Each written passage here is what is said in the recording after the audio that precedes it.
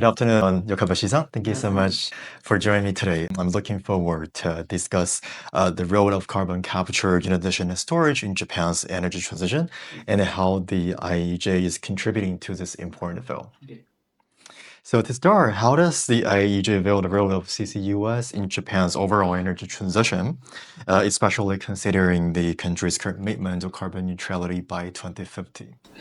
Okay. Our institute was founded in 1966 as a non-profit research institute, and we have a vast membership companies in Japanese and overseas industry, and we also providing research services for the Japanese government. So in that sense, we can contribute to the deployment of CCS in terms of research activities, particularly economic analysis, policy studies, and regulations and examples in other countries.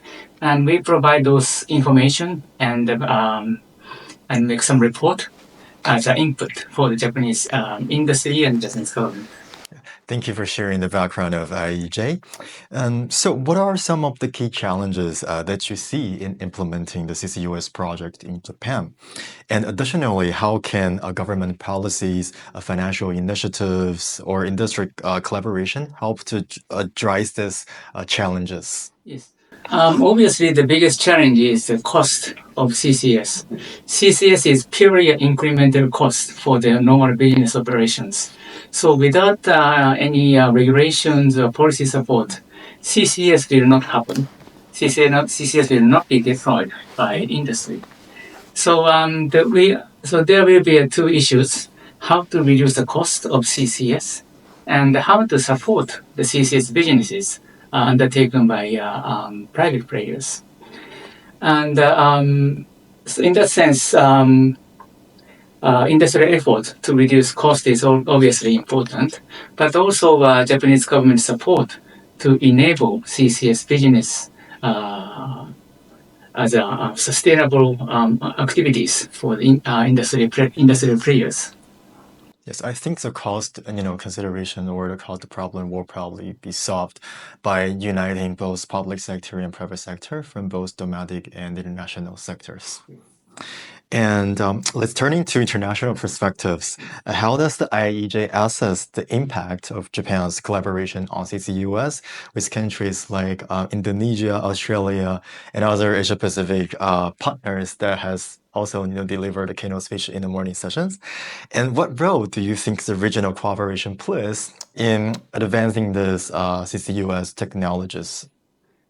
Okay, I think we are on the good track in terms of bilateral cooperation on the government level, and on the industrial level, some overseas countries like Petronas and ExxonMobil are member of the Advanced CCS project. So we see also a good collaboration on the industry side, and I think what is needed from now on is that how to support those activities. For instance, as discussed in the morning presentations, Japanese government is planning to introduce some supporting policies for CCS operations. And I think receiving countries' government should also work seriously how to support the international business operations. For instance, if we look at the example of blue ammonia from the United States to Japan, the U.S. government provides general support for CCS, blue ammonia production operations in the United States by providing a generous tax break. And the Japanese government also established a contract for difference policies for hydrogen utilization.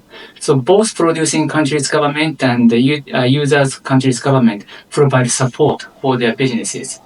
Now, Japanese government is also trying to support the CCS and capturing side. So I think receiving countries' government should seriously consider how to financially support the receiving and the storage operation at their side. Yes, I also agree with that. The joint efforts by Indeed. the capture country and the receiving country should be our biggest consideration for this problem. So let's looking ahead. How do you see Japan's policy and regulatory framework evolving to further support the CCUS initiatives? And what role do you believe the IEEJ will play in shaping this policy landscape? Okay, we are research think tanks, and we are not engaging in actual CCS businesses. So I think we can support commercialization of CCS operations from research activities.